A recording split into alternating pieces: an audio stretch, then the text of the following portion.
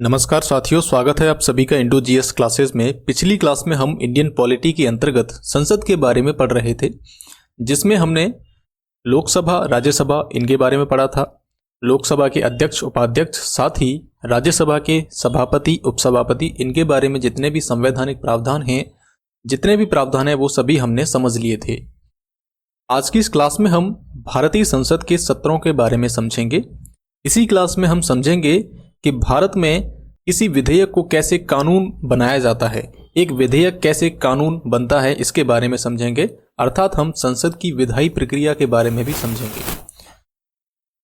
सबसे पहले हम देखते हैं संसद के सत्र को। तो हमारी पार्लियामेंट में जनरली 3 सत्र होते हैं। पहला है बजट सत्र, अगला है मानसून सत्र और शीतकालीन सत्र। बजट सत्र का जो टाइम है फरवरी से मई के बीच में आता है, और मानसून सत्र जो है जुलाई से सितंबर के बीच, और शीतकालीन सत्र जो है नवंबर से दिसंबर के बीच आयोजित होता है। अभी हाल ही में आपने देखा होगा शीतकालीन सत्र चालू हुआ था। अब जो आपका आने वाला है वो है आपका बजट सत्र, ठीक है, जिसमें हमारा बजट पेश होता है देश का। बजट के बारे में हम आगे चर्चा करेंगे। अब संसद के सत्र या फिर संसद के बारे में समझने के लिए उसकी कुछ शब्दावलियां हैं, उन्हें जानना बहुत आवश्यक है। पिछली क्लास में भी हमने कुछ शब्दावलियां जानी थी, इसमें भी हम जानेंगे। एक है आहूत करना, जैसे कहते हैं कि सदन आहूत हुआ। तो आहूत का मतलब होता है बैठक बुलाना, ठीक।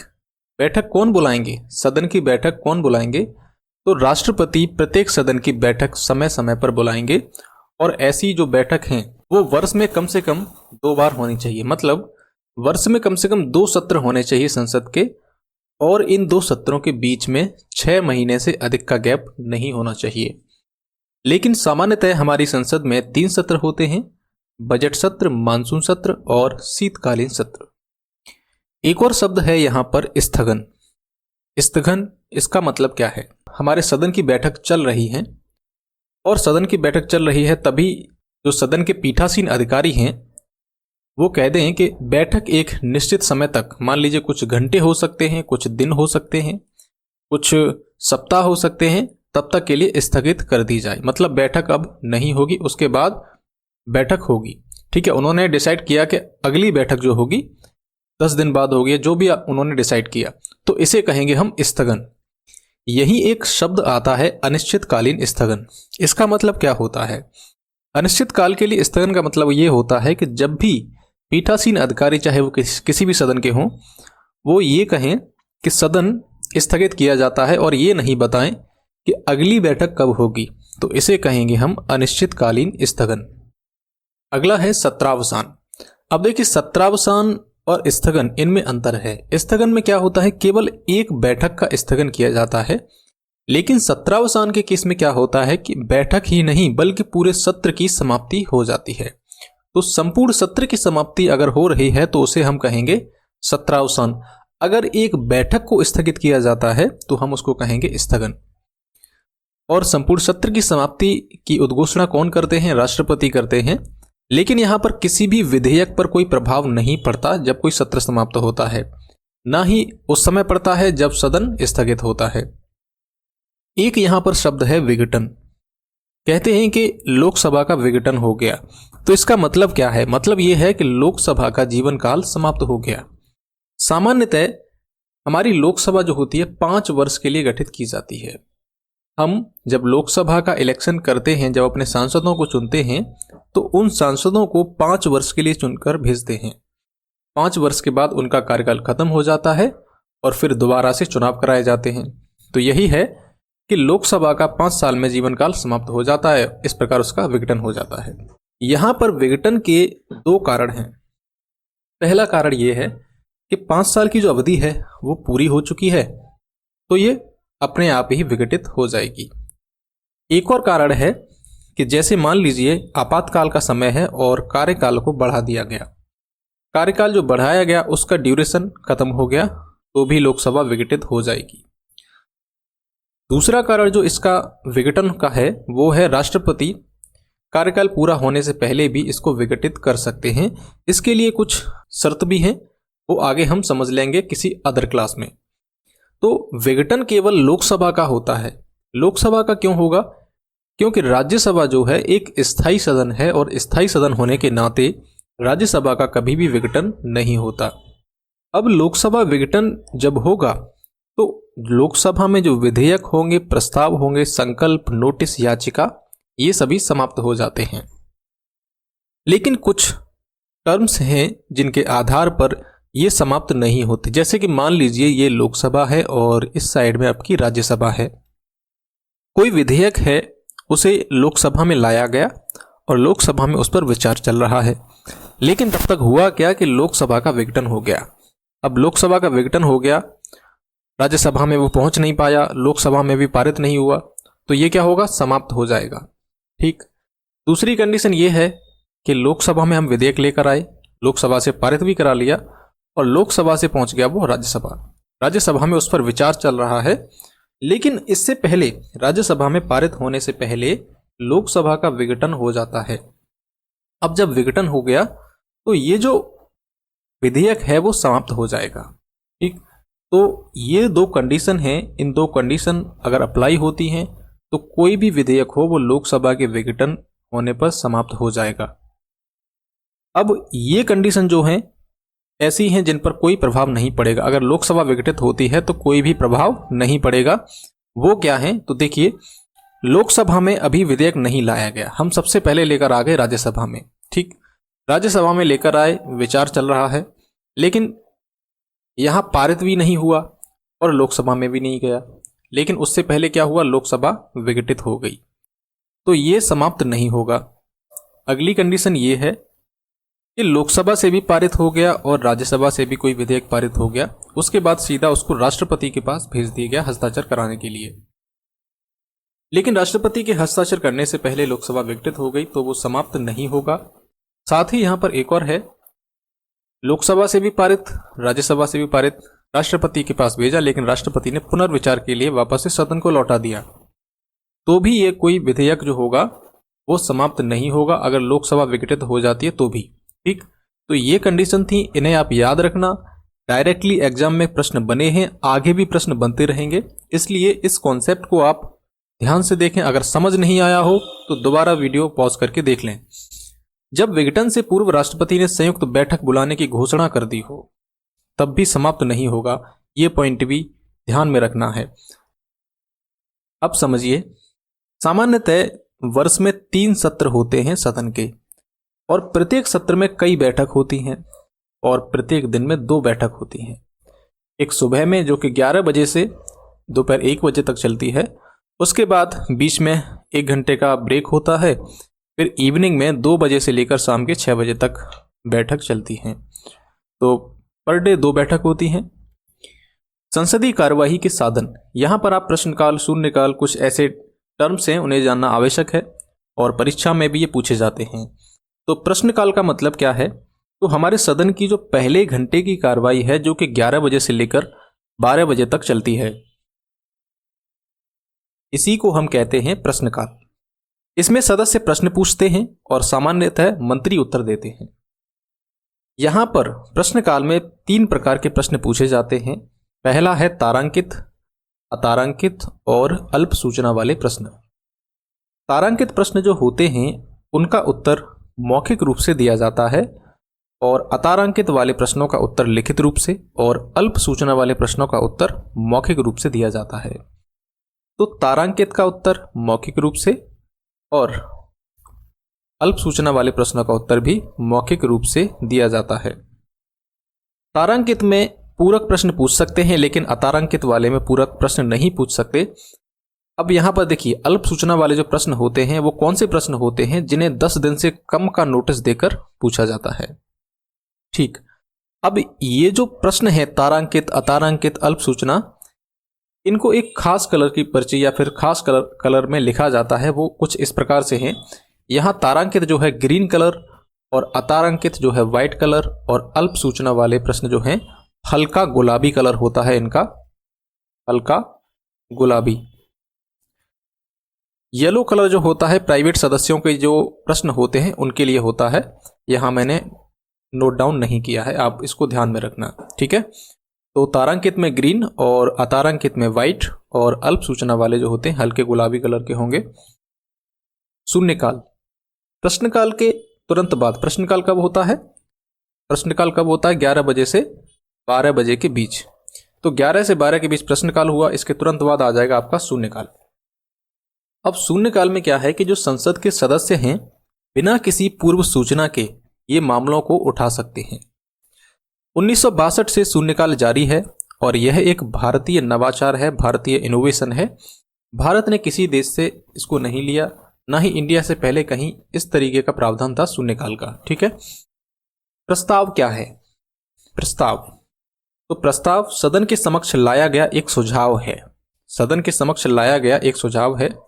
सुझाव किसी सदस्य द्वारा रखा गया जिस पर सदन अपनी राय रखता है, निर्णय रखता है। सदन इसे स्वीकार भी कर सकता है एवं अस्वीकार भी कर सकता है। प्रस्ताव कौन पेश कर सकता है? प्रस्ताव मंत्री भी कर सकता है, कोई निजी सदस्य भी पेश कर सकता है। प्रस्तावों की 3 प्रमुख श्रेणियां। प्रस्ताव 3 प्रकार के होते हैं। पहला है मूल प्रस्ताव, फिर है स्थानापन्न प्रस्ताव, अगला है सहायक या पूरक। ठीक।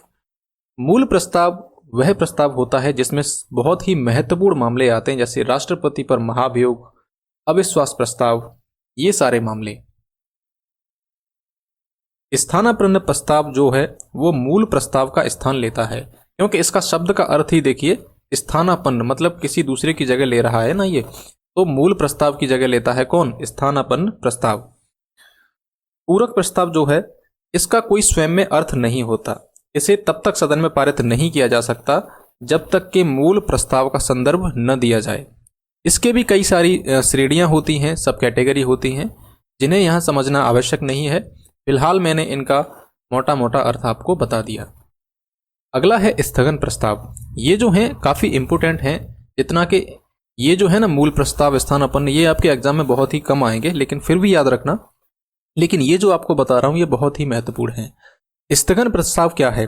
जैसे मान लीजिए अभी सदन की बैठक चल रही है, चर्चा चल रही है, लेकिन देश में कुछ ऐसा सार्वजनिक मामला आ जाता है जो बहुत ज़्यादा महत्वपूर्ण है और वर्तमान घटनाक्रम से जुड़ा हुआ है, करंट का मामला है और उस पर सदन को चर्चा करनी चाहिए। तो सदन का ध्यान आकर्षित करने के लिए स्थगन प्रस्ताव लाया जाता है। इसके माध्यम से क्या होता है कि जिस बात पर चर्चा चल रही है उसको रोक दिया जाता है। उसके बाद ये जो मामला है आपका सार्वजनिक रूप से बहुत ज़्यादा महत्वपूर्ण है, इस पर चर्चा होती है। ठीक। इसके लिए 50 सदस्यों का समर्थन बहुत ज़्यादा जरूरी है और दोनों सदनों में इसको पेश किया जा सकता है। सदन का कोई भी सदस्य इसे पेश कर सकता है और सबसे इंपॉर्टेंट बात यह है कि इस पर 2.5 घंटे से कम की चर्चा नहीं होती है। तो ये वर्तमान घटनाओं से संबंधित होना चाहिए। जो भी विषय इसमें उठाया जाए वो किससे संबंधित होना चाहिए? वर्तमान घटनाओं से संबंधित। और ऐसा विषय इसमें नहीं उठाया जा सकता जो कि किसी न्यायालय में विचारणीय है। तो न्यायालय के अंतर्गत कोई विचारणीय तथ्य है उसको नहीं यहाँ पर उठाया जा सकता। एक होता है ध्यानाकर्षण प्रस्ताव, यहां मैंने लिखा नहीं है, ध्यानाकर्षण प्रस्ताव। ध्यानाकर्षण प्रस्ताव, सदन के पीठासीन अधिकारी जो होते हैं उनकी पहले इजाजत ली जाती है। उसके बाद किसी मंत्री का ध्यान आकर्षित करने के लिए, मान लीजिए कोई ऐसा मामला है जिस पर विलंब नहीं किया जा सकता, उस पर किसी मंत्री का ध्यान आकर्षण कराना है तो उसके लिए ध्यानाकर्षण प्रस्ताव लाया जाएगा। अगला है अविश्वास प्रस्ताव, नो कॉन्फिडेंस मोशन। इसमें क्या होता है, हमारी सरकार जो होती है वो विश्वास पर टिकी होती है। आर्टिकल 75 क्या कहता है? मंत्रिपरिषद लोकसभा के प्रति सामूहिक रूप से उत्तरदायी होगी। और जब ये विश्वास उठ जाता है, मतलब जो सरकार बनी है उसमें क्या है, सांसदों का विश्वास ही तो है।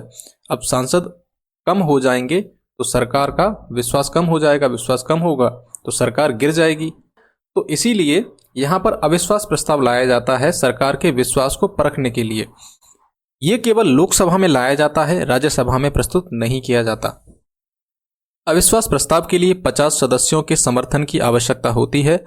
अगर अविश्वास प्रस्ताव पारित हो जाता है तो सरकार को इस्तीफा देना पड़ जाता है। अविश्वास प्रस्ताव अगर पारित हुआ तो सरकार को इस्तीफा देना पड़ेगा। एक और है यहाँ पर निंदा प्रस्ताव। निंदा प्रस्ताव और अविश्वास प्रस्ताव में क्या अंतर है इसे समझना बहुत जरूरी है।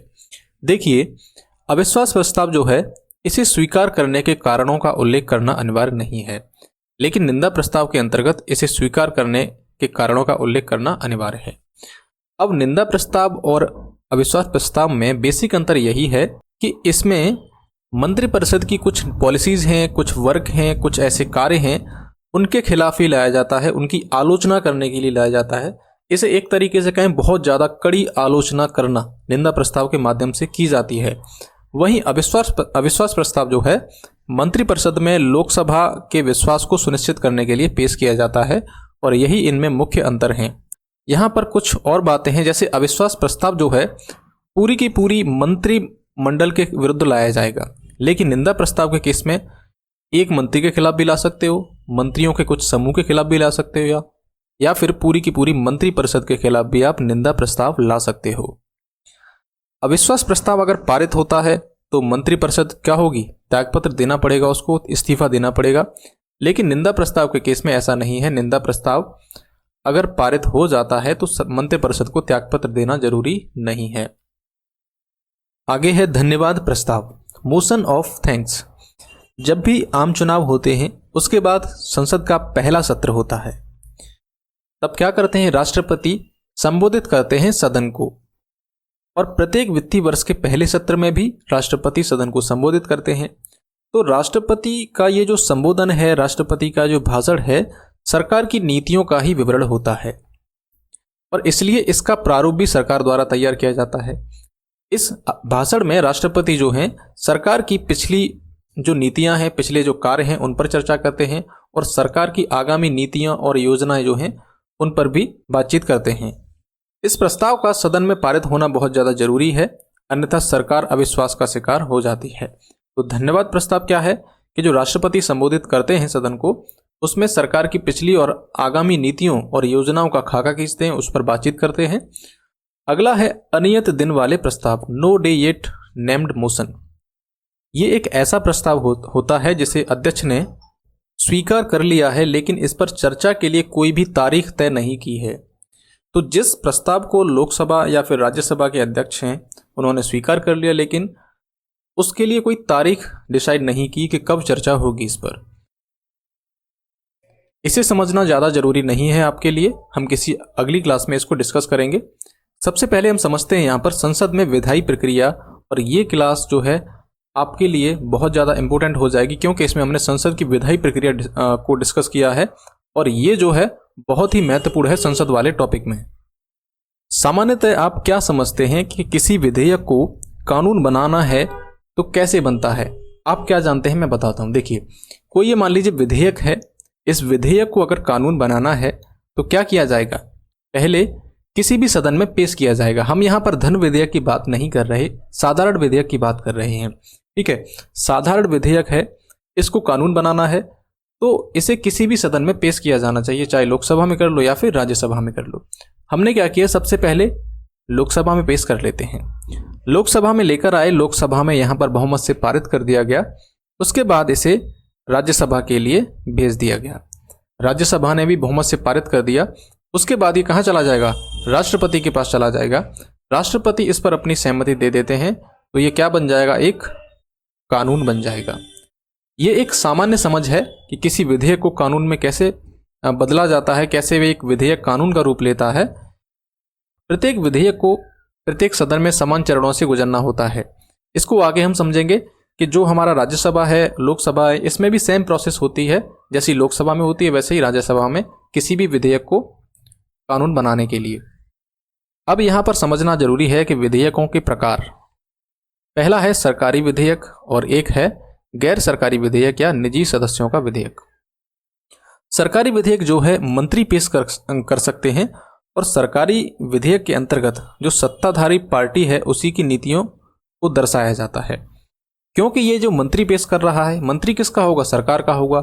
जब मंत्री सरकार का है तो वो उस विधेयक में क्या दर्शाएगा, अपनी पार्टी की जो पॉलिसीज हैं वही तो लाएगा, और इसके पारित होने की संभावना ज़्यादा होगी क्योंकि सरकार के पास बहुमत होता है। अगर किसी कारण से ये अस्वीकृत हो जाए सदन में तो सरकार को इस्तीफा देना पड़ सकता है। तो ये सरकारी विधेयक में ये बात बहुत ज़्यादा महत्वपूर्ण है। सरकारी विधेयक जो है 7 दिन के पूर्व नोटिस देकर लाए जा सकते हैं और इसका जो मसौदा है, कंटेंट है, वो संबंधित विभाग द्वारा, जिस भी विभाग से संबंधित है वो विधेयक, उसके द्वारा विधि विभाग के परामर्श से तैयार किया जाएगा। वहीं अब हम समझते हैं गैर सरकारी विधेयक। ये जो है किसी भी सदस्य के द्वारा पेश किया जा सकता है और किसी मामले में जो सदन में विपक्षी दल है उसका मंतव्य क्या है, उसका मत क्या है, उसको दर्शाता है। क्योंकि विपक्ष के पास इतना बहुमत नहीं होता, इतना समर्थन नहीं होता, इसलिए इसके पारित होने की संभावना कम होती है और अगर ये अस्वीकृत हो जाता है तो सरकार पर कोई प्रभाव नहीं पड़ेगा। वहीं अगर ये विधेयक सरकारी विधेयक होता और अस्वीकृत हो जाता तो सरकार को इस्तीफा देना पड़ जाता। यहाँ पर 1 महीने के पूर्व नोटिस देने के बाद इसे पेश किया जा सकता है और इसके मसौदा का निर्माण वही व्यक्ति करेगा जिसने इसको पेश किया है। आगे है विधेयकों का वर्गीकरण। विधेयक 4 प्रकार के हैं: साधारण विधेयक, धन विधेयक और वित्त विधेयक और संविधान संशोधन विधेयक। हम इनके बारे में डिटेल से चर्चा करेंगे। इस क्लास में हम साधारण विधेयक को समझेंगे, किस प्रकार से साधारण विधेयक जो है एक कानून बनता है। साधारण विधेयक किसे कहते हैं? साधारण विधेयक तो वित्तीय विषयों के अलावा अन्य सभी विधेयक जो होते हैं वो साधारण विधेयक की कैटेगरी में आते हैं। प्रत्येक साधारण विधेयक जो है उसे कानून बनाने से पहले 5 चरणों से गुजारा जाता है। तो 5 चरणों से ये साधारण विधेयक गुजरता है, जिसमें आपका प्रथम वाचन, द्वितीय वाचन, तृतीय वाचन, उसके बाद दूसरे सदन में भी यही प्रक्रियाएं अपनाई जाएंगी, उसके बाद राष्ट्रपति के पास, तब जाके कहीं वो कानून बनता है। तो प्रथम वाचन के अंतर्गत क्या प्रक्रिया होती है? मान लीजिए कोई विधेयक है जिसे पेश किया जाना है, तो इसे किसी भी सदन में पेश किया जा सकता है। प्रथम वाचन के अंतर्गत किसी भी सदन में यह विधेयक पेश किया जाता है, लेकिन पेश करने से पहले सदन के जो अध्यक्ष हैं या जो पीठासीन अधिकारी हैं उनसे अनुमति ली जाती है। जब अनुमति मिल जाती है उसके बाद इसे पेश किया जाता है। फिर उसका जो विधेयक का उद्देश्य है और उसका शीर्षक है उसको बताया जाता है सदन को कि हमारे विधेयक का उद्देश्य ये है। ठीक, उसके बाद इसे भारत के राजपत्र में प्रकाशित किया जाता है। भारत के राजपत्र में इसको प्रकाशित किया जाता है जो भी विधेयक लाया जा रहा है। तो प्रथम वाचन के अंतर्गत 2 कार्य होते हैं। पहला, इसको सदन में पेश किया जाता है और दूसरा है भारत के राजपत्र में प्रकाशित। भारत के राजपत्र में प्रकाशित किया जाता है। मेरा राइटिंग थोड़ा खराब आ रहा है, इसलिए आप इस पर चिंता ना करें। अगला है द्वितीय वाचन। ठीक, जब ये प्रकाशित हो जाएगा उसके बाद द्वितीय वाचन का चरण आता है।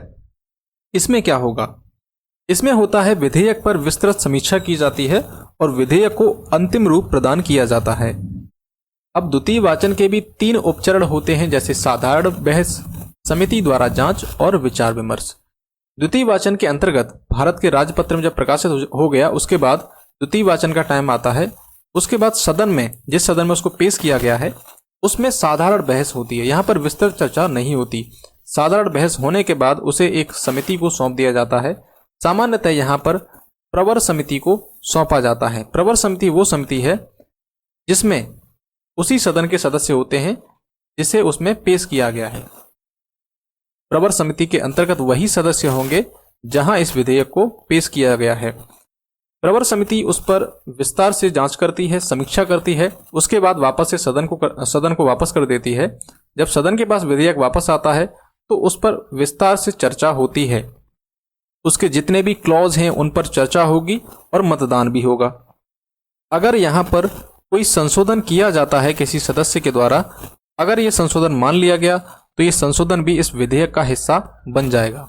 तीसरा वाचन जो है इसमें विधेयक को स्वीकार या अस्वीकार करने के संबंध में चर्चा होती है। विधेयक में यहाँ पर कोई भी संशोधन नहीं किया जा सकता। विधेयक में यहाँ पर कोई भी संशोधन नहीं किया जा सकता। संशोधन यहीं तक सीमित है। अगर यहाँ पर संशोधन को मान लिया गया तो वो विधेयक का अंग हो जाएंगे। तृतीय वाचन के अंतर्गत संशोधन नहीं किया जाएगा। यहाँ पर यदि सदन इसे बहुमत से पारित कर देता है, सदन इसे बहुमत से पारित कर देता है तो फिर ये दूसरे सदन को भेज दिया जाता है और जब दूसरा सदन के पास ये पहुंचता है तो दूसरे सदन में भी यही तीनों प्रक्रियाओं से इसको गुजरना होता है। उसके बाद राष्ट्रपति के पास जाता है। राष्ट्रपति अगर उस पर सिग्नेचर कर देते हैं तो फिर ये कानून बन जाता है। तो पहले सदन से ये विधेयक हमने पारित करा लिया और दूसरे सदन में जब पहुंचा तो दूसरा सदन के पास में कुछ अधिकार हैं, जैसे वो क्या कर सकता है कि बिना संशोधन के उसे पारित कर सकता है। जैसा उसको पहले सदन ने भेजा वैसा का वैसा उसने पारित कर दिया। उसके बाद क्या होगा, वो राष्ट्रपति के पास चला जाएगा। अब यहां पर और चीजें हैं, जैसे कि उसने क्या किया कि विधेयक में कुछ उसको कमी लग रही है या कुछ वो अपनी बात जोड़ना चाह रहा है दूसरा सदन, तो उसने क्या किया, संशोधन के साथ में उसको पारित करा दिया और प्रथम सदन के पास में पुनर्विचार के लिए भेज दिया। लेकिन यहां हुआ क्या कि प्रथम सदन ने कहा कि हम आपके ये जो संशोधन है इनको नहीं मानते, उस पर पुनर्विचार करने से मना कर दिया। यहां गतिरोध उत्पन्न हुआ। दूसरा, अगर सदन इस पूरे विधेयक को अस्वीकार ही कर दे या फिर किसी भी प्रकार की कार्रवाई न करे, 6 महीने तक वो पेंडिंग में पड़ा है, उसे पारित नहीं किया गया, तो इस केस में क्या होगा, दोनों सदनों के बीच गतिरोध उत्पन्न होगा। तो जब गतिरोध उत्पन्न होता है सदनों के बीच संसद में, तो इसके लिए प्रावधान है संयुक्त बैठक का। तो गतिरोध की स्थिति में राष्ट्रपति संयुक्त बैठक बुलाएंगे दोनों सदनों की, और जब दोनों सदनों की संयुक्त बैठक होगी उसमें दोनों सदन बैठेंगे और उस विधेयक को बहुमत से पारित करा लिया जाता है। क्योंकि लोकसभा का बहुमत ज्यादा होता है, इसलिए संयुक्त बैठक में सामान्यतः विधेयक पारित हो जाते हैं। अब मान लीजिए यहां पर दूसरे सदन ने विधेयक को पारित कर दिया और राष्ट्रपति की सहमति के लिए भेज दिया, तो राष्ट्रपति के पास में कुछ अधिकार हैं, वो उस पर स्वीकृति दे सकता है, अपनी परमिशन दे सकता है, सिग्नेचर कर सकता है, तो वो क्या होगा, कानून का रूप ले लेगा। लेकिन राष्ट्रपति के पास में उसकी वीटो शक्ति भी है, जिसके माध्यम से वो विधेयक को रोक भी सकता है। क्या कर सकता है, रोक भी सकता है, उसको एक तरीके से अस्वीकार भी कर सकता है अपनी वीटो पावर के माध्यम से। राष्ट्रपति की वीटो पावर्स को हमने राष्ट्रपति वाले टॉपिक में कवर किया है, यहां इतना समझाने की आवश्यकता नहीं है। या फिर राष्ट्रपति के पास में एक और है इस विधेयक के संबंध में कि वो कहे कि इस पर थोड़ा पुनर्विचार और होना चाहिए और वापस से वो सदन को वापस कर दे। लेकिन ये जो पुनर्विचार है धन विधेयक के केस में नहीं होगा। राष्ट्रपति पुनर्विचार के लिए धन विधेयक को वापस नहीं कर सकता। तो पुनर्विचार के लिए इस विधेयक को राष्ट्रपति ने सदन के लिए भेजा, तो सदन ने, दोनों सदनों ने फिर से पारित करके अगर राष्ट्रपति के पास भेज दिया तो राष्ट्रपति यहां पर बाध्य हो जाएंगे इस पर साइन करने के लिए। ठीक, तो राष्ट्रपति बाध्य कब होंगे, जब उन्होंने विधेयक को पुनर्विचार के लिए सदन के समक्ष वापस भेजा और सदन ने फिर से उसे पारित करके राष्ट्रपति के पास भेज दिया, तो राष्ट्रपति इस पर हस्ताक्षर करने के लिए बाध्य हैं। विधेयक के संबंध में राष्ट्रपति की वीटो शक्तियां भी होती हैं और वो स्वीकृति दे भी सकते हैं, तो ये कानून बन जाता है। अब यहां समझिए, दोनों सदनों की ये जो संयुक्त बैठक की हमने बात की गतिरोध की स्थिति में, तो इसमें 3 कंडीशन आपको बताई थी। जब विधेयक को दूसरा सदन जो है अस्वीकार कर दे, मान लीजिए पहले सदन से हमने पारित कराया लेकिन दूसरे सदन ने कहा हम इसको पारित नहीं करेंगे, वहां से पारित नहीं हुआ, दूसरे सदन द्वारा किए गए संशोधन को पहला सदन मानने से इनकार कर देता है, या फिर दूसरे सदन ने 6 महीने तक विधेयक को पारित ही नहीं किया, ऐसी स्थिति में दोनों सदनों के बीच में गतिरोध होगा और गतिरोध की कंडीशन में संयुक्त बैठक बुलाई जाएगी राष्ट्रपति के द्वारा। लेकिन ये जो संयुक्त बैठक है साधारण विधेयक और वित्त विधेयक के मामले में ही बुलाई जा सकती है। धन विधेयक और संविधान संशोधन विधेयक में संयुक्त बैठक का कोई प्रावधान नहीं है। संयुक्त बैठक में लोकसभा की थोड़ी पावर बढ़ जाती है। अब इसकी जो अध्यक्षता भी कौन करता है, लोकसभा अध्यक्ष। अगर लोकसभा के अध्यक्ष नहीं है तो उसके उपाध्यक्ष अध्यक्षता करेंगे, वो भी नहीं है तो राज्यसभा के उपसभापति, अगर ये भी नहीं है तो संयुक्त बैठक में जो उपस्थित सदस्य होते हैं वो डिसीजन करते हैं कि इसकी अध्यक्षता कौन करेगा। लेकिन यहाँ पर आपने देखा होगा कि राज्यसभा के जो सभापति हैं, राज्यसभा के सभापति हैं, वो इसकी अध्यक्षता नहीं करते।